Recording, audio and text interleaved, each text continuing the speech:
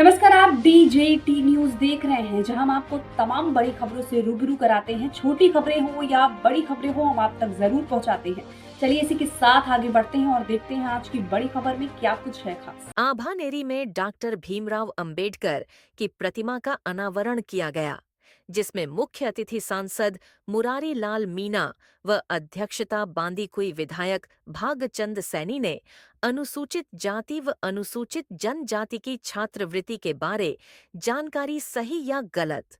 देखिए दिलीप कुमार की रिपोर्ट। आज की तारीख के अंदर आपके बच्चों को स्कॉलरशिप मिलने वाली थी, वो रोज गुजारी है, आप लोगों का ध्यान नहीं है। मैं इसलिए कह रहा हूँ 149 फीट इसरो में मैं अकेला वकील हूँ। हमारे बच्चों को 3-3, 4-4 साल से स्कॉलरशिप नहीं मिल रही है। मैं इसलिए बता रहा हूँ, अरे बाबा साहब डॉक्टर अम्बेडकर के सच्चे अनुयायी हो।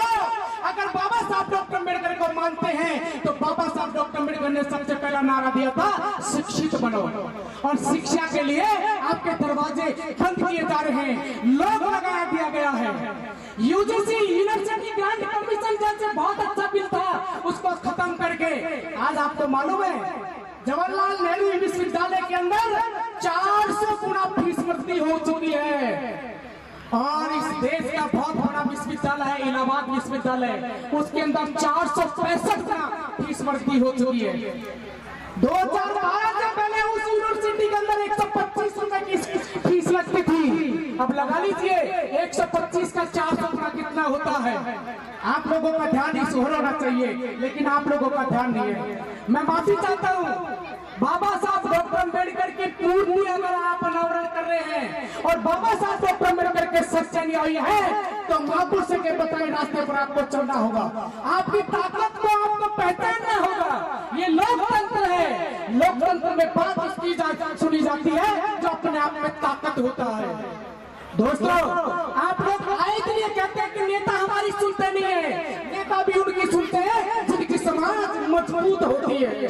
मेरे भाई बाबूलाल जी एडवोकेट साहब मन से कुछ बात कह रहे थे और अपनी बात रखने का सबको अधिकार भी है, लेकिन कोई ऐसी बात ना रखे जिससे लोग भ्रमित भी हो। वो कह रहे थे कि भाई सरकार ने 4 साल से छात्रवृत्ति नहीं मिल रही। पहली बात तो इस सरकार को आए 1.5 साल ही हुई है और पिछली सरकार का क्या हुआ और क्या नहीं हुआ।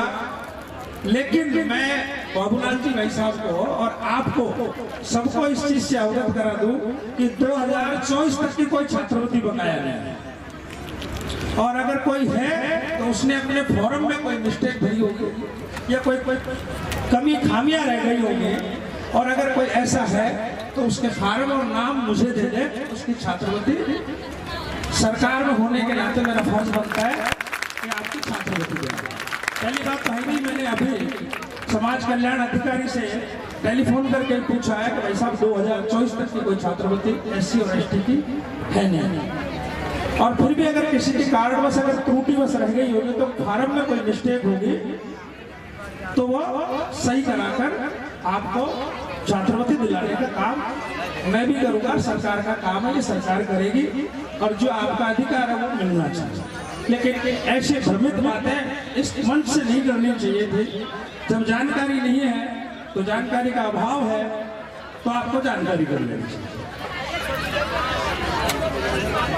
नहीं, राजस्थान गवर्नमेंट की बात कर रहे हैं, अभी बात कर रहे थे छात्रवृत्ति मिल रही है।